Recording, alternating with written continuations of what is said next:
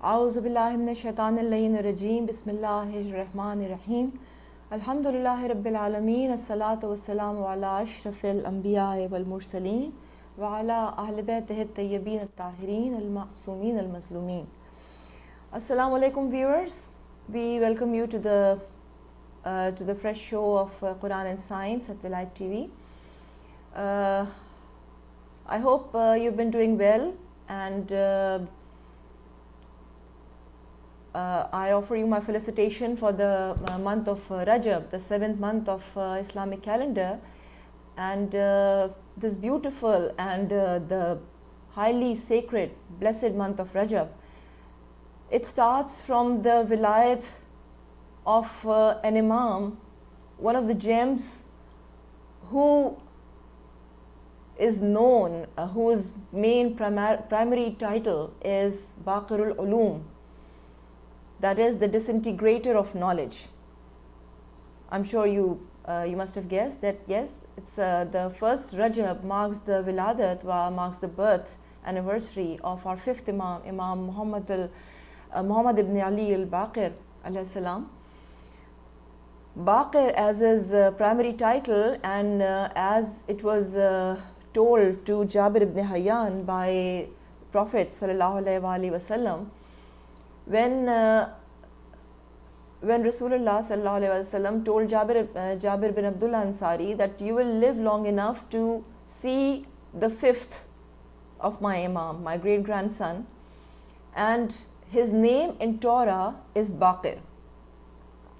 His name will be Muhammad ibn Ali ibn al-Hussein, and his title, his name as mentioned in Torah or the Old Testament is Baqir. Baqir literally means the one who breaks things down, one who breaks open or disintegrates. So the complete title of the fifth Imam, Imam Muhammad al-Baqir, is Baqirul Ulum. He was the first Imam, he was the first person who disintegrated knowledge into branches, into various disciplines of knowledge as we have it now. He was the one who had started this trend of breaking down the disciplines, breaking down the main core subjects into further expansion of further branches, into further shoots, to study each and every one of them in depth. Because until then, the ulum or the knowledge was primarily restricted to only 3 or 4 main core subjects like philosophy, like astrology, astronomy and literature.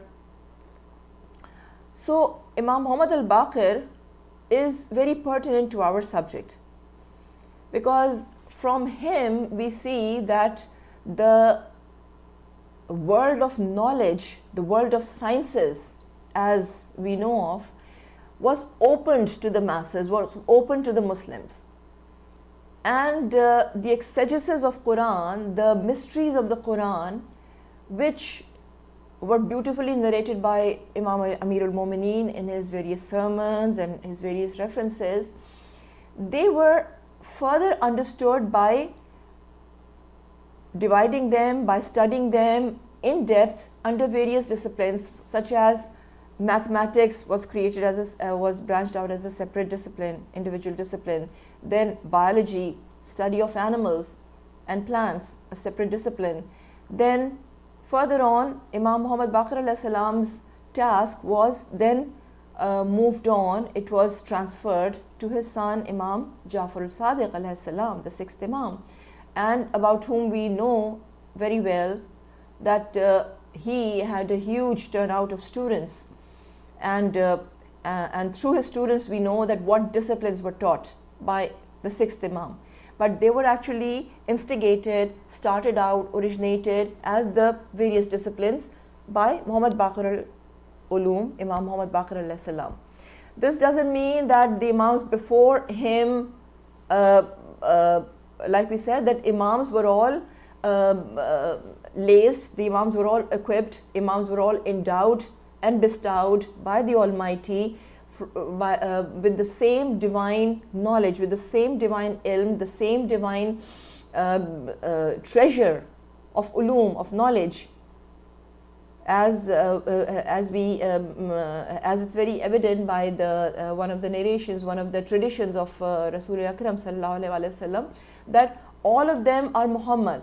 Wa awwaluna Muhammad, wa awsatuna Muhammad, wa akhiruna Muhammad, wa kulluna Muhammad. That there is no difference, and the hadith actually carries a much deeper meaning. But one of the references or one of the meanings of the hadith is that Rasul Akram was on the top as Madinatul Ilm. He transferred the ulum to Maulai Kainat Imam Amirul Mu'mineen alayhi salam, who was the door to the knowledge. And one of the narrations or one of the sayings of Imam Amirul Mu'mineen alayhi salam was that Rasul Akram sallallahu alayhi wasallam, he taught me 1000 ulums, or in a narration it is 100 ulum, and from those 100 or 1000 ulum I further branched out 100 more from each of those ulums. I further branched them out. It means that ulum were all there, but the public, the people, the masses, they were not prepared, their minds were not ready, their minds were not groomed enough, or were not ready enough for that level of knowledge, for that depth of knowledge. So each of our Imams, they took up the task which was suitable and very importantly required and relevant to their particular time period, to the time period of their Imamat. So each of the Imams, we see, carried out a different task. So they were all rasikhuna fil ilm, they were all the carriers of the true ilm, the divine knowledge. But as the need arose, as the masses and people were prepared, and as the ground was fertile and prepared and ready to accept and to spread what was needed to be, so the Imams took up the task. So Imam Muhammad Baqirul Ulum started or laid out the basis or the foundations of the various ulums, among which was the exegesis of the Quran as well. Before that, the exegesis of the Quran was not done in an organized way, which would also be carried out for recording and printing, or to making copies of those exegesis. Exegesis like the tafasir, that the Quran was explained verbally, because during Rasulullah's time also there were hardly any written out, there were no written out copies among the people, among the commoners, among the common Muslims, among the common Sahabas. And the first time the written copies of Quran were made available for the public was in the time of the third Caliph Usman. And at that time there were 6 copies made to spread out to the far and wide, to the far off colonies of the conquered areas of expanded Muslim Ummah, such as Yemen, Syria and Egypt and other far-flung areas where the dialects were different, where the pronunciations were very different, because at that time, at the time of Rasul Akram sallallahu alaihi wasallam, a lot of a huge pride was taken into committing things to memory, committing long verses to memory, long poetic works to memory. So most of the Sahaba, they had committed the entire Quran to their memory, and very few of them had written some scattered random pieces of verses, some surahs here and there. So it was not compiled in an organized way. So from the 5th Imam's time, we see that the organized way of compiling the exegesis or the tafasir of Quran was done. And it was done under the guidance of the 5th Imam, Rasikhuna fil Ilm, and it was further carried out in the times of the 6th Imam also. So previously, before the breaks occurred, our discussion was related to how the Quran came into being, and like in one of our last episodes that we had discussed, we were discussing the huruf muqattiyat, that those coded letters which are present in the Quran, and we had gone into the depths and the categories, and we were in the process of discussing the numerical values which were assigned to each letter, and to some verses, some words, some ayahs, even to some dots. So like huruf muqattiyat, it's one of the very intriguing mysteries of the Quran, to which some ulama of the other schools of thought, they simply declare it that they are just there. They don't carry any meaning whatsoever, and they are just there. And they are just like, as the English language has articles like a and the, which do not carry any particular meaning, so they are just there. So, but from the exegesis and from the teachings of our Aimma Tahirin alayhimus salam, the description or the reference and the very brief and restricted commentary that we have received about the huruf muqattiyat is that these are the coded letters, and they carry the coded messages. Today I just want to give an overview of or a kind of a recap, or to sum up all my previous episodes before I open up the topic again into the numbers and the codes given, the numerical codes given to some dots, some letters, some words, some verses, and which are scattered all over the Quran. And you'll be very surprised to find out that some of the verses which are very frequently or most frequently recited, such as the Surah Hamd, such as Bismillahir Rahmanir Rahim itself, that it occurs 114 times in Quran, despite that one of the surahs does not begin with Bismillahir Rahmanir Rahim, but another surah, it carries it within itself. So that still completes the count of 114. So before that, we will also discuss some of the things, some of the interesting ulum that our 5th and 6th Imam opened up to the world, open up to the masses. And in the beginning, even the Imams faced a lot of surprise and a lot of disbelief from the people. Like for example, when the 6th Imam had mentioned once to his companions, to his Sahaba, that you see, you look up at the sky, do you see the sun and the moon and like all these stars? And although the moon shines much bigger and brighter in the night sky, and the rest of the stars in the sky, in the night sky, they are mere tiny dots. But Imam continued to say that, do you know that some of these dots, some of these tiny dots, they are many times, they are hundreds and thousands of times bigger than the sun itself, bigger and brighter and warmer and far more intense in energy and radiance than our sun itself.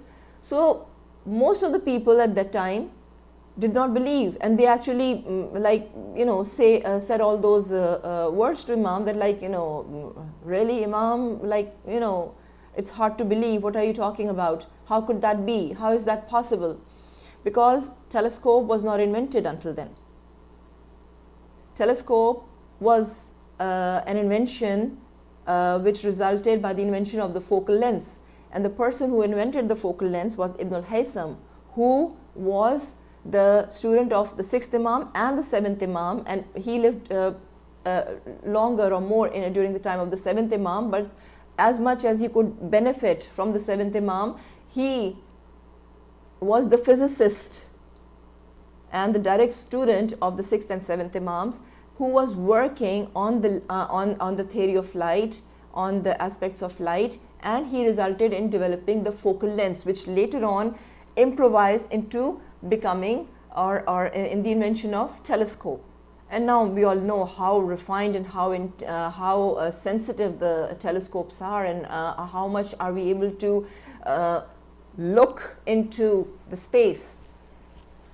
So all these inventions, all these discoveries were only possible due to the knowledge, due to the ulum imparted by the divinely appointed Aimma Tahirin. So one of the mysteries, and now it's not a mystery anymore, and now because now it's taught at the elementary school level, the movements of the sun and earth and the solar system, and the cycle of the moon, the cycle of the sun, the cycle of the earth, resulting into days and night, resulting into seasons, and the terms and words like equinoxes and solstices, they are very easily understood, and they are very well known by our elementary grade students as well. So this time, the month of Rajab, also begins with the festival of Nowruz, which actually is the new year, the first day of the first month of the Iranian New Year. Farvardin is the name of the first month. Just like the first month of the Islamic calendar is Muharram, first month of the Gregorian calendar is January. So Farvardin is the first month of the Iranian calendar, and the first day, the new year, is marked by Nowruz. So Nowruz is not observed by us, by the Muslims, because of the cultural, because of its cultural relevance of the Iranian culture. It is it's a very ancient tradition, a very ancient ritual based celebration, a festival, and like many other things which Rasulullah had taught at that time, that any cultural event, any cultural occasion, any cultural festival which does not clash with the teachings of the Quran, there is no harm to continue with them. There is no harm in observing them and to celebrate them and to observe them and to celebrate them as festivals. So Nowruz is also one of such festivals. So just for those viewers, those young viewers, or those people who might have forgotten about what an equinox is, the significance of Nowruz in Islam is that I'll quickly try to sum up all the things. From the Iranian cultural point of view, is the first day of their new year, is the new year, like Nowruz, the first, the new year. Then geographically, or it is the time, it's the time of the year when the sun crosses the equator, when sun and the earth, their movements are as such that the sun or the earth moves around the sun, that the sun leaving the southern hemisphere enters the northern hemisphere, and at that time it crosses the equator. Hence the equinox, the exact time of the year when the sun crosses the equator to enter the northern hemisphere, and marking the spring equinox or the vernal equinox, or the spring season. Official spring season in the northern hemisphere starts on 21st March. 21st March is the fixed date. The date of Nowruz, according to the calculations, it varies from 19th March to 20th March to 21st March. The significance of Nowruz from the Islamic point of view is that the exact time, in fact the exact second, broken down into fractions of seconds, when the sun crosses the equator, is called as the time of Tahweel, the Tahweel-e-Aftab. Tahweel-e-Aftab means that when the sun is in transition and it leaves the southern hemisphere, crosses that imaginary line of equator to enter the northern hemisphere. That time of Tahweel is very important. It is in the astronomical cycle one of those specific moments, seconds, in which the wishes are granted, the destiny is marked, and many important decisions are taken.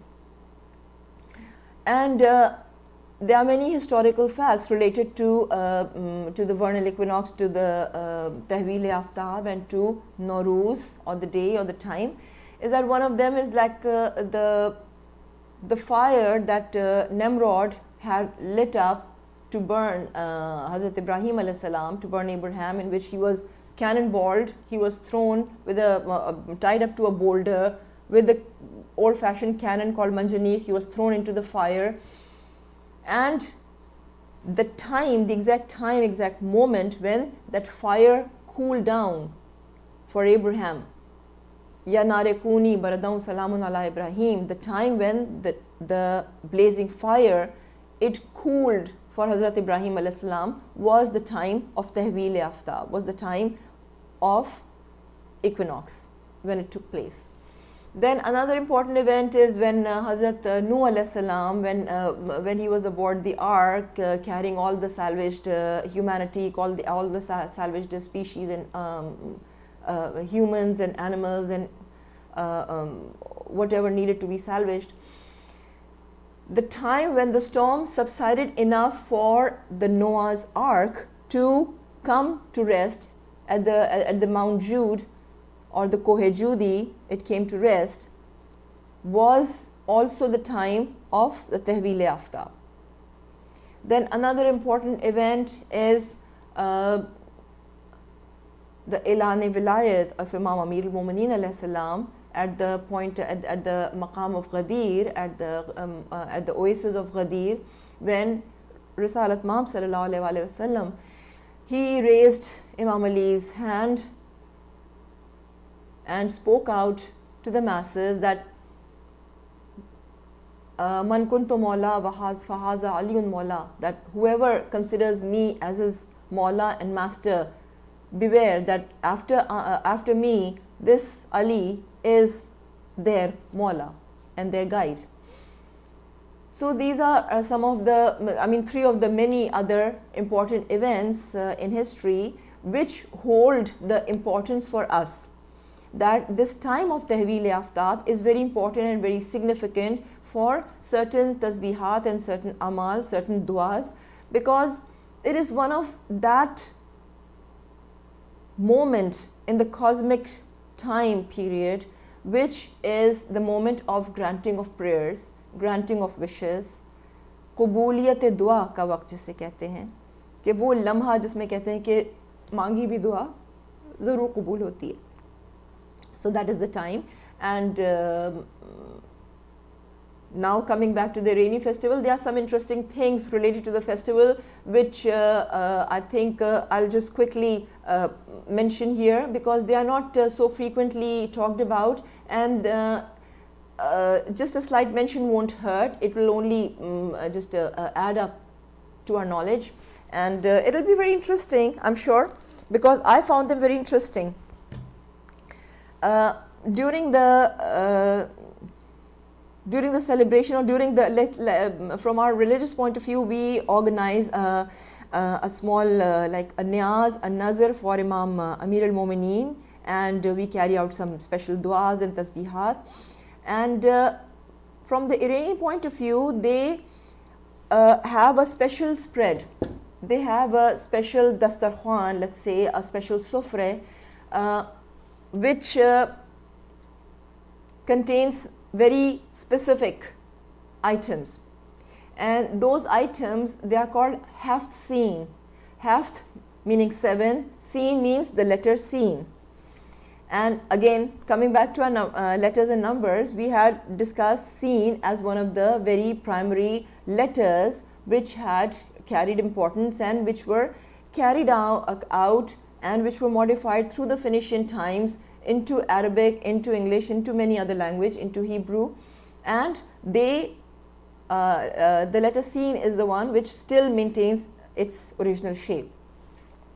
So the sofre for Nowruz, it contains the haft seen. The haft seen, or the 7 items, they are: number 1, seeb or apple. Apple is very common item, and almost every Iranian household have seen it always contains it. So its main symbolic definition is health. Apple is symbolic for health, and there is a prevalent quote in Persian culture which says that if someone ate an apple in a day, he would never require a doctor. You know, it's that those common saying we all grew up listening to: an apple a day keeps the doctor away. So second is sabzi, sabzi or grass. Grass, it is also an inseparable item in Hafsins, and it's a symbol of greenery, nature, life and exhilaration, the vibrancy or the excitement or the exhilaration in one's life. So also there are some who claim that it is the symbol of love as well. Alright, then third is Sanjed. Sanjed is a sea buckthorn, an inseparable item which symbolizes the wisdom and regenerancy. In traditional medications, Sanjed was utilized to invigorate the brain and memory, and so it is considered as wisdom symbol in Hafsin. Then fourth is sirke or vinegar. It's also a very important and inseparable item.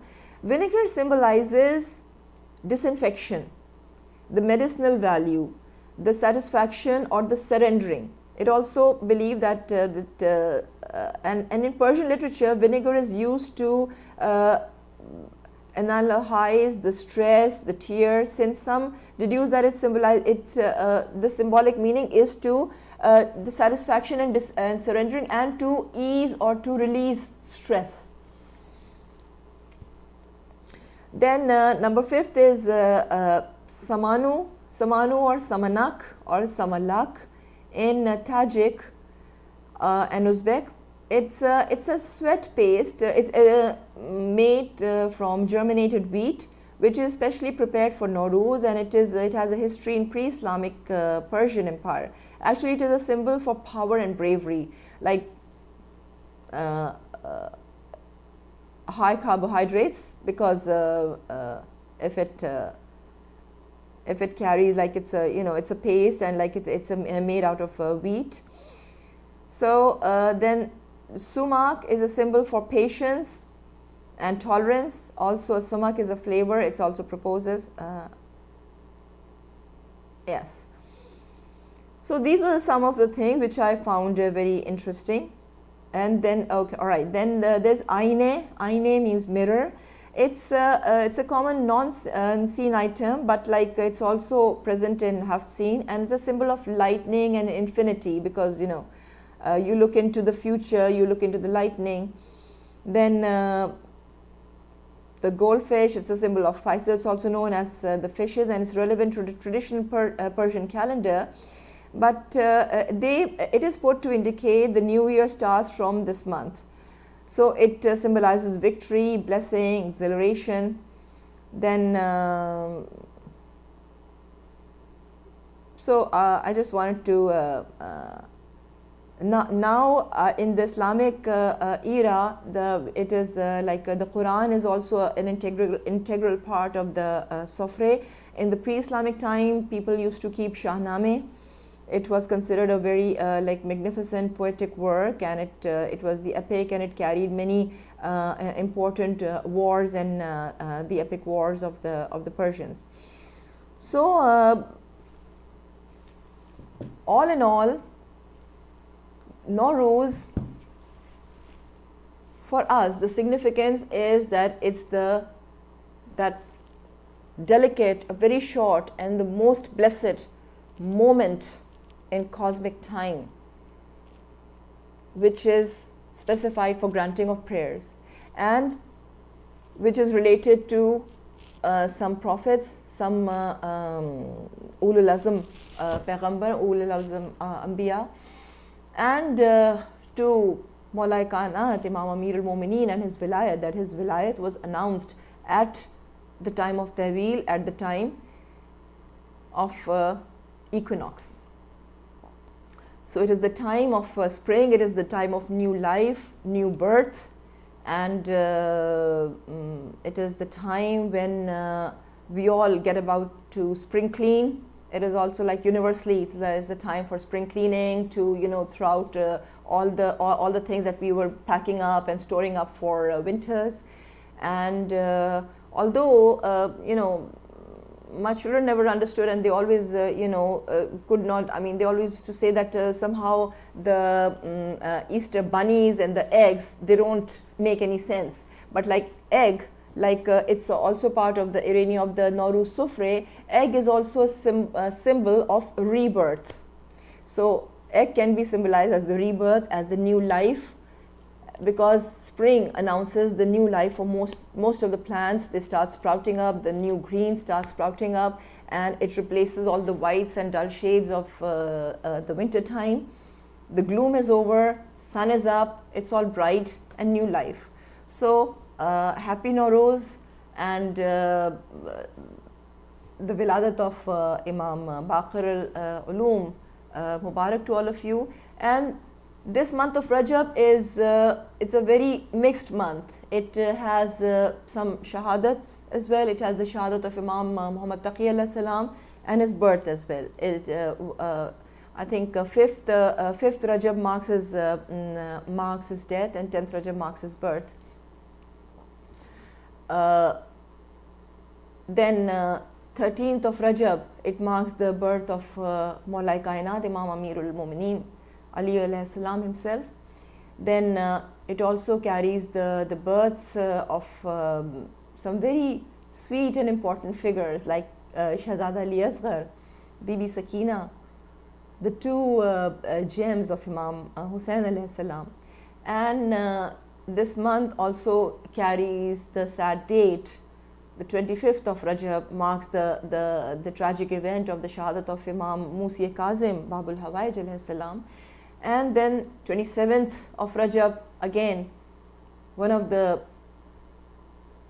blissful and the brightest night of the universe, when our Prophet ﷺ, he was ascended to Miraj. He went to pay a visit to the Almighty. He was called up, he rode the Buraq, and he went up ahead. And inshallah ta'ala, in the forthcoming episodes, we will also discuss the whole scientific logic and the whole scientific theory which answers the Buraq. What exactly was Buraq, and how it was possible for Rasul Akram sallallahu alaihi wasallam to travel through time all the way through the heavens and come back.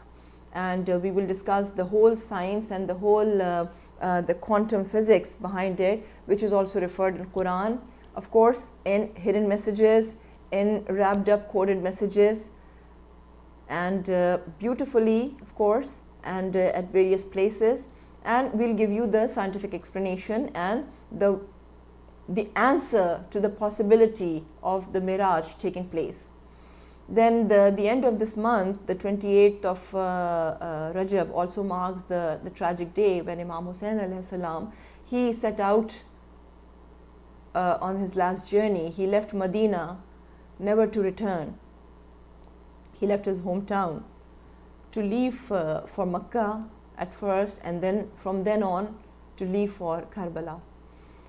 So Rajab is also one of those months, it's one of those 4 months in which from the time of Jahiliyyah, from the Zamana Jahiliyyah, the wars, any wars, even an ongoing war, was stopped. It was one of those months which always carried the sacredcy, the holiness about it.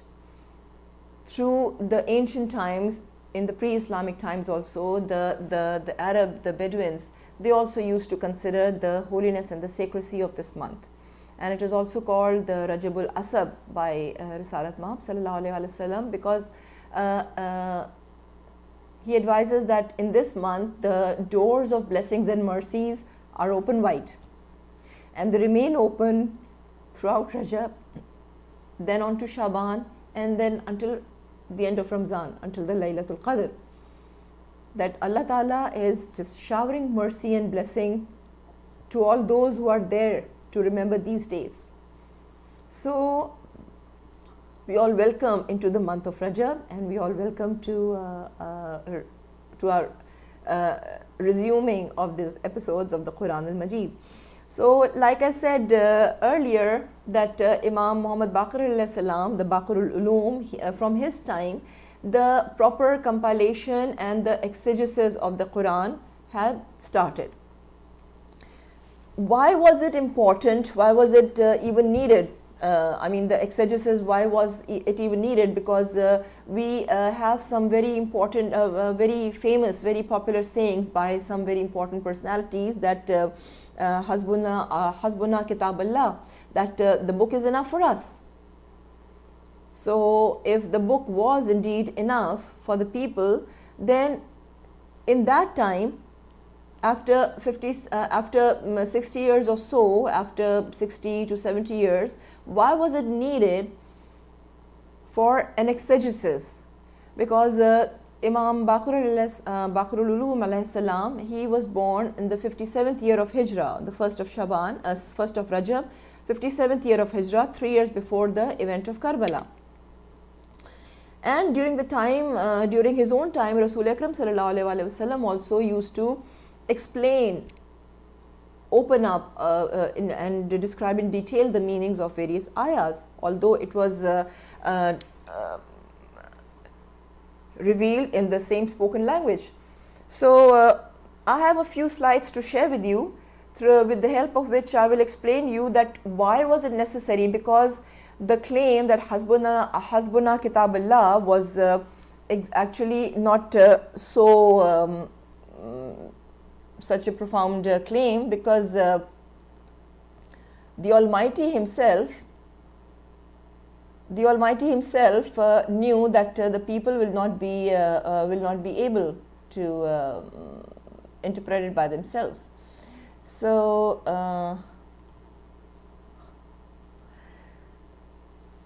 the Quran, the literal meaning of Quran, it doesn't mean it means the readable cipher text, because Quran was revealed in the spoken Arabic language, not the written Arabic language. The written Arabic language, with all its grammar, rules of grammar and vocabulary, was much different from the spoken Arabic.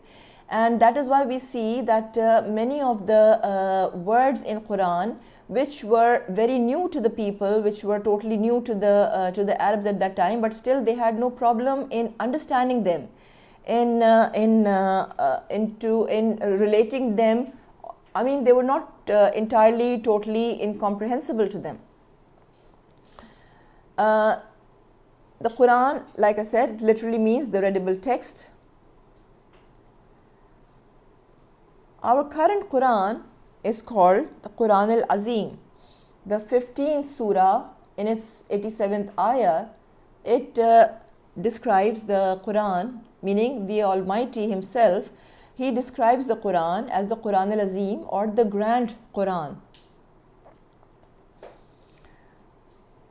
Further description that it hides 5 layers deep behind its exterior text, that it is the Kitab-e-Maknoon. Kitab-e-Maknoon means that it is hidden within 5 deep layers behind its exterior text, meaning that each and every word, the text does not literally mean what it says, what it reads. That most of the text, it carries a much greater, or 5 times greater and further meanings than what is literally understood. Further on, the Almighty describes His book as an inner, ever-revealing Quran. The 56th chapter and 77th verse, the 77th verse of the 56th chapter describes the Quran as the Quran al-Kareem, as just as eggs or pearls are protected within their hard shells. Again, the 49th verse of 37th chapter, the Almighty further describes as if eggs hidden within protective shells. Kainhil Baizil Maknoon, meaning as if the baiz, meaning the eggs, maknoon, as they are hidden within the protective shells. Then the verse 24 of chapter 52, as if pearls hidden within protective shells. Kannahum lu'lu'in maknoon. Lu'lu is the pearl, and the pearls as they are hidden in the clams, in the clam shells. Then the 78th verse of the 56th chapter it describes the Quran as that it's a book that is inside a protective shell. That it's a book, it's not a pearl. It was referred to as a pearl because of its preciousness, because of its uniqueness, because of its purity.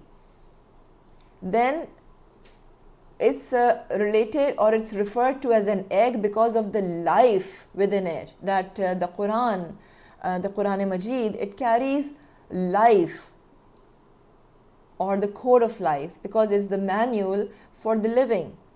It is the guideline to lead the life. So even the descriptions carry such great deep meanings that if we look into the meanings of the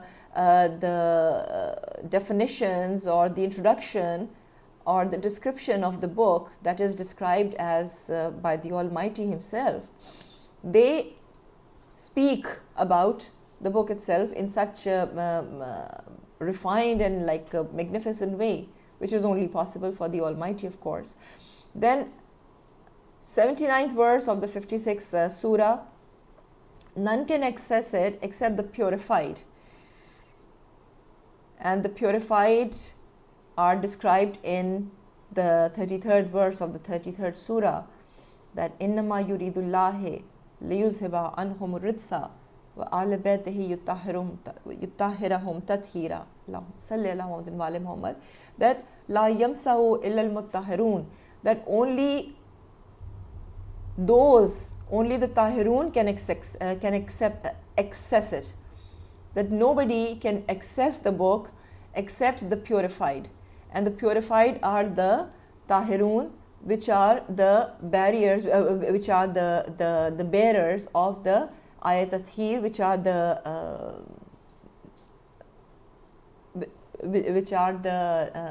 are the description of the ayat tathir in Surah Ahzab, ayat 33rd.